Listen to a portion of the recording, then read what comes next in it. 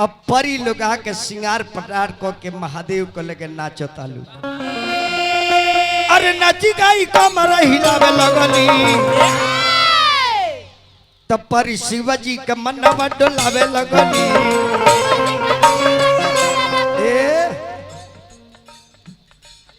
भाई आज के लाल महतो जी हजारों हजार सुने पूरी महतो समाज के प्रणाम। नचतरी गावतरी तुरतरी तनवा तब नहीं डोल रम शिव के ध्यानवा कैली जतन में टूटल ध्यानवा मन मन परिया लजाए लगनी।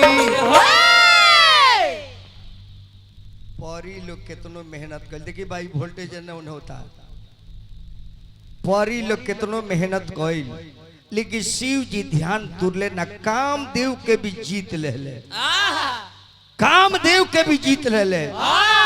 अब कामदेव के बड़ी बेटी बोलिए भाई जौन उपाय करे नहीं तो उपाय ना लहल त कामदेव एगो पेड़ पर चढ़ गइले अब पतई में छुप के अब बाण निकाल देले कहली कि देवता लोग के तब मदद करब चाहे रहे चाहे ना रहे आ कामदेव बाण निकल शिव जी खातिर।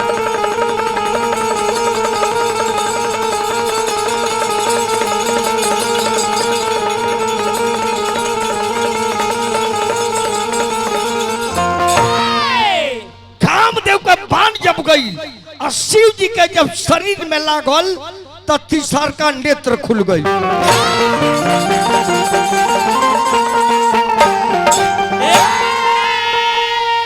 लगी गईले अरे बनवा ये राम तो शिव घबराई गईले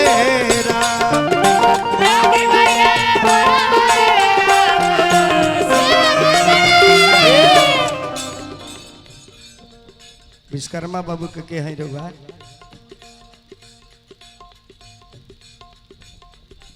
हरिलाल महतो भैया पुरस्कार दलमन भैया के प्रणाम बा।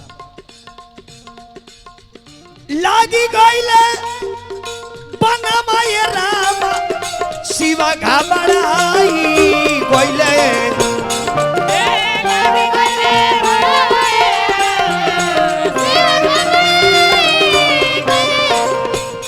अरे देखी कर देवता लोग देखी कर देवता लोगावा सगरी पराई गईले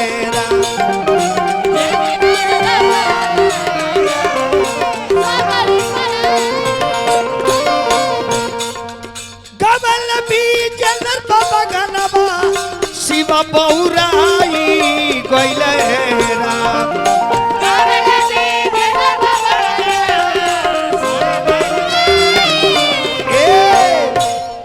अरे धनबानी मोतीलाल महतो जी अरे धनबानी मोतीलाल महतो जी त चर्चा कराई गईले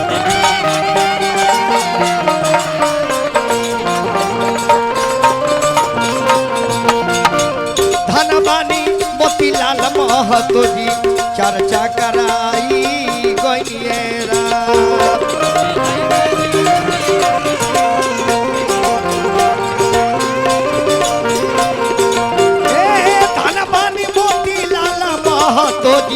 चर्चा कराई चर्चा कराई चर्चा कराई गईनिए ढेर चटनी मजुराई है तो शिव जी के भी हो ना हो पाई। मोतीलाल चाचा फिर हमारा का हजारों हजार पुरस्कार उन्हें से कुल मोहब्बत सुनना चली इन्हें से शिव के चर्चा सुनी। वो लोग का काम वो लोग के कहे कि हमने के हिंदुस्तान कहीं वो लोग बांग्लादेश से आइल बा अलग न बा बांग्लादेशी हलो हमने के हिंदुस्तानी हैं और लोग के आजादी हमने के दियोले बन आ फिर भी अमलिए पर आग भिरावत आलू बाबा शिव के नजर पड़ल कामदेव पर। कामदेव पर जब पड़ल, छुपल बड़े पतई में, बोले जर के एकदम वही जे भस्म हो गई। अब देवता लोग चिंता में पड़ गए कि लो हमने के अपना भलाई खाती जगावे खाती आई देवता लोग के मारे लगले।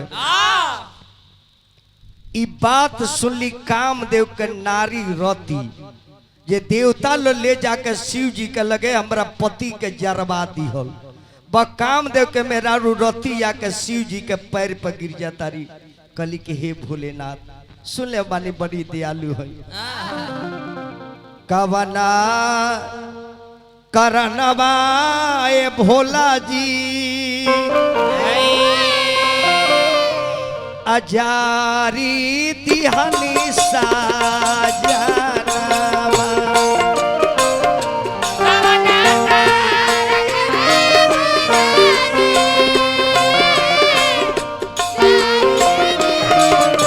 हे भोलेनाथ हमार पति निर्दोष वाले सरकार, देवता लोग ले आके कोई परियारी कोइला हमार पति निर्दोष रहे हा। सहारा बाई भोला जी रही हा न जा नाना।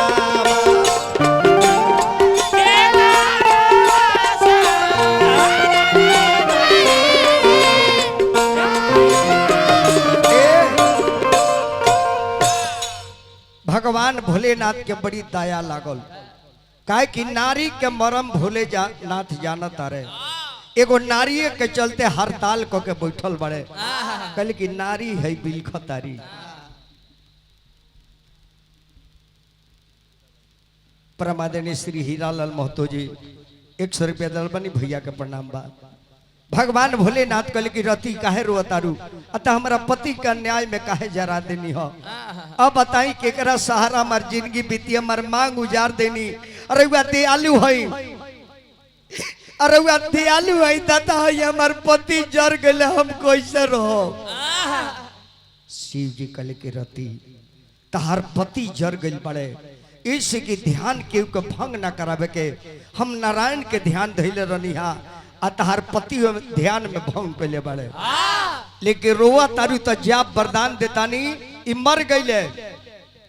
लेकिन अब दोबारा जाके द्वापर में भगवान कृष्ण के ही बेटा बनी है, इनकर नाम ओबरा बदल जाये, प्रदुमन धल जाये, कृष्ण के बेटा बनी है। तू संवर के घरे जाके प्रतीक्षा करबू, इस संवर के घरे जाके भेंट हुई। रति देखली कि पति जर गई बाड़े, पति के जल राखी अपना आंचर में ले ली। कली कि जाए शिव जी तोरे बियाह करावे खाती हमार पति मर गईले, सारा लोग देवता तारा शादी में जाई, लेकिन हमार पति ने खन तो कैसे जाई है। ऐसे अपना पति के राख लेके तारा बारात में पहुंचे, हमारा मर्द के भी हाजिरी तारा बनावे के पड़ी। इन्हें रति वरदान लेके चल जाता रही। आ देवता लो अब भागता था, शिव जी कहते है नहीं सब है रउआ लो। भगवान विष्णु आगे बढ़ के कनी के हे भोलेनाथ हमें में के मुखिया बानी, रउरा रउरा देवता लोग के लेके आइल बानी तो काहे खाती। तो देवता लोग कहते कि बाबा एगो काम करे के बा।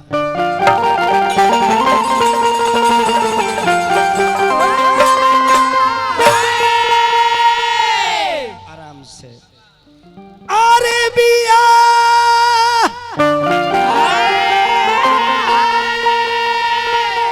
बाबा हो, अरे बिया बाबा करिया पन रौरा। शिव जी कल के हम शादी करी नारायण,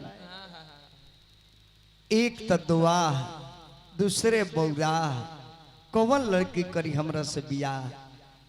नारायण कने के हे भोलेनाथ और हुआ खाती एगो लड़की जंगल में तपस्या करतिया, 12 बरी से पतई चबा के भोलेनाथ के रोटतिया। भूख लागत त पतई खातिया, प्यास लागत त हवा पियतिया। ए सरवा इनकार मत करी, शादी वो लड़की से करी ना तो लड़की प्राण त्याग दी तो पाप के भागी हो जाए। अरे बियाह बाबा करी अपन रौरा, बियाह बाबा करी अपन रौरा।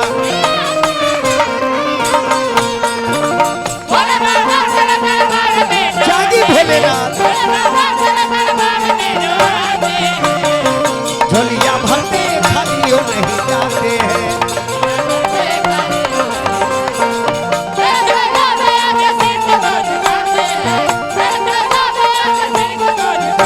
हर हर महादेव जागी।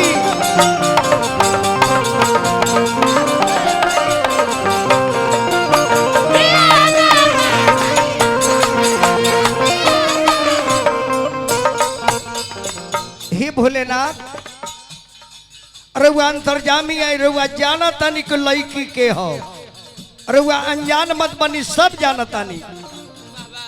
ए भोला दानी रउआ सब जाना तानी, ए भोला दानी रउआ सब जाना तानी। जानी के बनी ले अरे पौरा बाबा करिया अपन रौरा।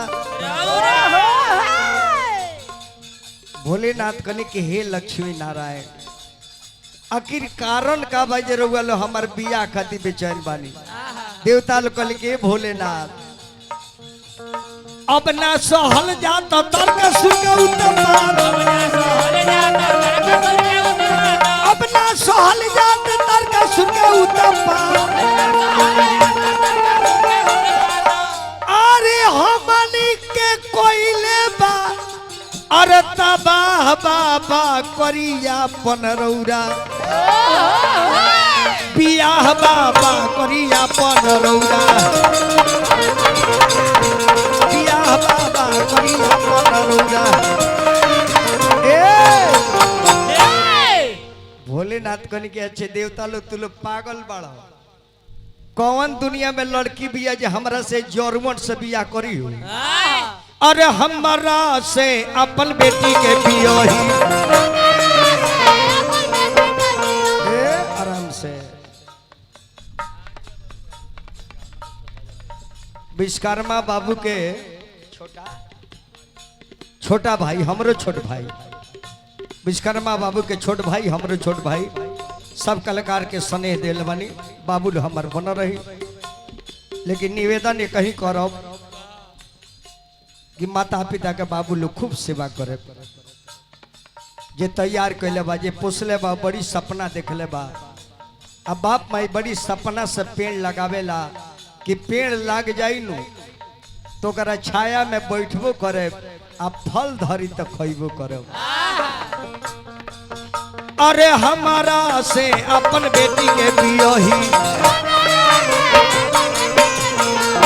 हमारा भंगिया खाई लगा जा भंगिया, हमारा भंगिया खाई लगा जा भंगिया। नहीं का मतलब घर बाहरा से अपन बेटी के बियाही। अरे हमारा से अपन बेटी के बियाही, अरे हमारा से अपन बेटी के बियाही। वोल्टेजवा भैया बढ़वा ली, वोल्टेजवा बाबू तन बढ़ा ली, कदी जनरेटर वाल भाई के ओमे जो नीटवा बनले बड़े नु खोल देस तेलवा जरे के डर बांध दे लालू। ऑपरेटर भाई तने बढ़ा दिया जाओ सरकार, तब होले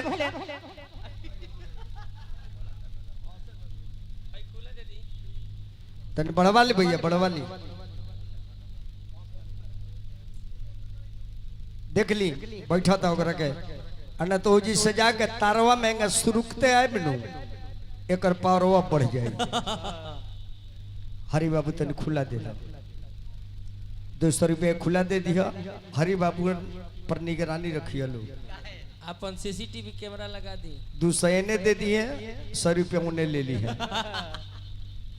तब भोलेनाथ कहनी कि ठीक बा देवता गण लोग बात मननी पंच के बात मननी अब पंच के जे बात ना मनेला पछताला पंच माने परमेश्वर होले गांव के 5 गो पुरनिया अगर कोनो बात कहत रहे तो ओकरा बात के मानो अन तारा खाता खाही के बाद दूगो काम कल छोड़ दो पंच के निरादर कइल आ खेत में के डंडेर काटल काहे कि जे खेत के डंडेर काटेला पंच के डंडेर काट गोड़ काटेला डांक नहीं मुर्दा खोर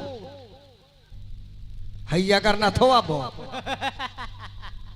सबसे प्रेम करेले महादेव जाना बैल के लोग कहले कि बैल ह आ वो बैल पर बैठ के बाबा ओकरा के हीरो बना देले जोरे बैला बैला रउया में कौन जाना लड़की से वाला शादी करे के कहता नहीं हाँ जी पहले लड़किया से पूछनी लड़किया हमरा के चाहती है कि के कहला में पड़ल बिया देवता लोग कहले कि बाबा रुआ विश्वास केगा करो अत जाके लड़की का परीक्षा ली लो और हमार शिकायत जितना हो के उतना करे के बा काहे कि शिकायतें कैला पर पता लगी जे लड़की कितना चाहती है प्रेमी या प्रेमिका असली प्रेम हो जाओ तब प्रेमी के शिकायत रुआ करे तब प्रेमिका हाड़ी चला के कपार आउट फाड़ दी ऐसे केहू व्यक्ति के बड़ाई मत करी अगर अच्छाई जाने का बताओ नवंबर में दिसंबर में चुनाव पंचायत के कौन मुखिया के जिता देवे के होके उनकर बड़ाई मत करे वोट उका खातिर मांगे आइया कह जे देखो भले हम आइल बानी वोट मांगे ठीक बा लेकिन इनका के वोट न के देवे के ठीक आदमी ना होगा ना आज यहाँ 5 गो लड़का खड़े के ओकला से व्यवस्था तार बा नहीं सका कसी बुझ जाए जो उतना वोट एकदम गारंटी है उहे पता लगी जो ओरिजिनल कितना बा तब का